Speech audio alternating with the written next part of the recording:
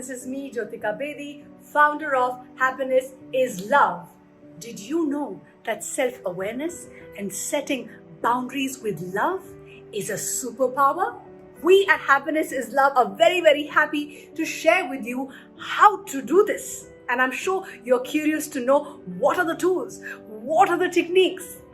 Before I begin, thank you for all the love, all the kindness that you shower on us. Thank you for subscribing to our channel. If you haven't, please press the subscribe button and the ting bell icon button so that you can hear from us and we can stay connected. We believe that we love others best only when we love ourselves the most. But we don't have the tools. Sometimes we don't have a manual. We don't have the techniques. So really the greatest discovery of all discoveries is self-discovery. And that's why at Happiness is Love, we make these videos so that together we can learn, we can share, we can grow and be our best selves. So let's first try to understand what are setting healthy boundaries. Now, this is a word that is used a lot, very liberally today, but what does it really mean? What does it stand for? How am I supposed to set healthy boundaries? Because believe me, it takes work. It takes courage, and I'm rooting for you because I'm forever learning, and that's why I do the work that I do, because I believe that when we share with others, we realize that we're not alone, and we get the strength and the courage to do the right things so that we can enjoy happy, healthy, deep, meaningful relationships. So boundaries really are standards that we set in a relationship, which are related to things like our time, possessions, personal space, physical and sexual intimacy. Setting boundaries in a relationship is often a form of tough love, especially if partners are not on the same page about things like sharing personal space, personal possessions, or the amount of time that you spend together as a couple.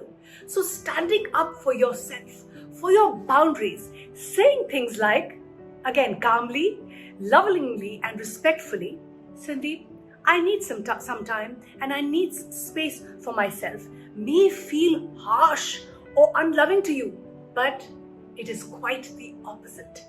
Establishing boundaries in a relationship and respecting these boundaries establishes trust. I talk to a lot of people. I work with parents, professionals, teachers, educators, and teenagers and adults, and most of them are actually fearful of setting boundaries because we believe our narrative is that, how can I be so unloving? How can I be selfish? Well, setting boundary takes action. It takes your commitment, and it can take many forms.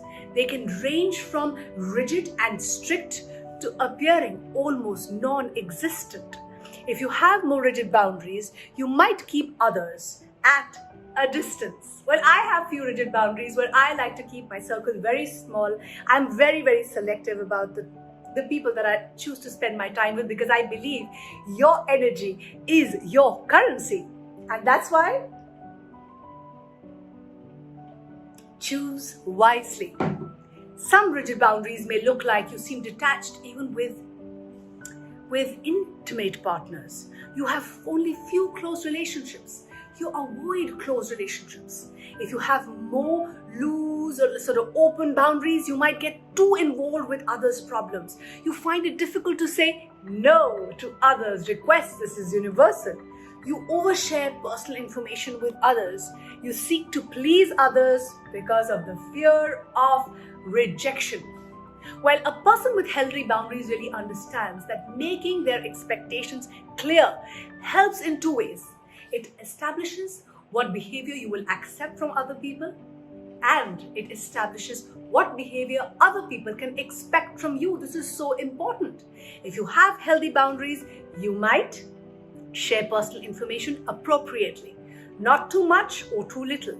You understand your personal needs and want, and you know how to express and communicate them with love, with harmony, and the magic word, respect. What we do is we assume that the other person knows what I want and need. We assume that the other person is a mind reader, and then we blame others for our frustrations, our sorrows, our sadness and unhappiness, while the responsibility is primarily mine to ask for what I want and need, to express how I feel. And I have learned I've been married for 2 decades now. I have come to a point, because I've practiced these healthy boundaries, where I can ask my husband for what I want and need. Sandeep, I need some time alone. I need some me time. I need your help. I need your support. I need your attention. I need your time. I feel upset when we don't spend enough time together. Let's do something fun together. Like I said, when we practice setting these healthy boundaries, it helps us in, again, becoming more aware of who it is that we are, and then teaching others how to treat us right, while we blame others for not treating us right. But again, we have to take complete responsibility of how we are treated. Many of us have a mix of boundaries depending on the situation. For example, you might have strict boundaries at work and more loose ones at home or with your friends and family. There might even be different boundaries based on people's cultures. For example, some cultures find that sharing personal information is not appropriate at any time, while in other cultures, sharing might be encouraged at all times. So what are the few tips that I would like to share with you in setting those healthy boundaries in your relationships? Number 1, know that boundaries are healthy for you and your relationship. This is most important. Just knowing that it is good to set boundaries, because this helps your peace of mind, it helps your happiness, it helps boost your well-being. Be honest about what you want and need. Again, we're not taught. We hide our feelings. We pretend. We block. We suppress. We do not share. It is very important to learn. And again, we at Happiness is Love are here for you. If you're struggling with how to express your feelings, how to ask for what you want and need, we are here for you, because we care and we are here to support your journey of being your bestest, grandest selves. Listen to your partner's needs. Designate when you feel you need some space. Communicate with respect. And few boundaries, and the types of boundaries that I want to talk to you are that building healthy boundaries, whether you're at work or home or hanging with your friends, hinges on understanding the types of boundaries. There are 5 different types. Physical. This refers to your physical space, your privacy, your body. You might be with someone who is comfortable with public display of affection, like hugs and kisses and hand-holding, just like my spouse. Or you might be with someone who prefers not to be touched in public. Sexual boundaries. These are your expectations concerning intimacy. Sexual comments and touches might be uncomfortable for you or sometimes your partner. It's very important to have this awareness, because like I said, self-awareness is a superpower. Only if I know who I am, what do I need, how do I express what I want and need, will I be able to share with others. Intellectual boundaries. These boundaries concern your thoughts and beliefs. Intellectual boundaries are not respected when someone dismisses another person's ideas and opinion. Emotional boundaries. This refers to a person's feelings. You might not feel comfortable sharing your feeling about something with a friend or a partner. Instead, you prefer to share gradually over time, or you share with your counselor. Financial boundaries. This one, as you guessed, is all about money. If you like to save money, not spend it on trending fashions, you might not want to loan money to a friend who does. So then what do you need to do? You need to learn to practice setting healthy boundaries. First, by knowing yourself, discovering what your values are, what you want, what you need. Only then can you move on to setting healthy boundaries. And again, few things that I have learned which have helped me in my life, and of course I'm still work and learn, are how to become more self-aware. Simple. Monitor your self-talk. Our mind is really like the computer, and the talk, the inner dialogue that I have with myself is my software, it's my programming. So it's very important, because our inner dialogue, sometimes we're not aware, is negative. So what do I need to do? I need to catch, check, and change that negative narrative to more positive narrative. So monitor. Start by simply practicing more positive self-talk. Change is a process. Nothing is going to happen overnight. It takes little steps plus consistency equals success. So I can understand if you're feeling overwhelmed, but again, let's start small. Let's start now. I'm rooting for you. It takes 3 weeks to build a healthy habit, and I know that you can. I trust you to do this, and if you are struggling with any aspect of your life, whether it's at work or home, please comment, please reach out to us. We are here for you. Few other things that I do are meditate and find my inner voice. For meditation to me is simply setting meeting with myself on my calendar, which basically means I sit in silence, I self-reflect, I just press the pause button, I unplug from everyone around me, and I just check in with myself as to how I'm feeling. I do a little bit of self-inquiry. Why am I feeling this? And what do I need to do? And when I do this deep work, I get all my answers. Like this morning, I was feeling a little swamped. And I asked myself, why? First I labeled, why am I feeling stressed today? Because I have been working without a break. What do I need to do? I need to press the pause button and practice more self-care. I need to sleep more, and I need to exercise more and reduce the load on my work calendar. I got my answer. We need to also recognize our strengths and weaknesses. People ask me, where do I start? How do I start becoming more self-aware?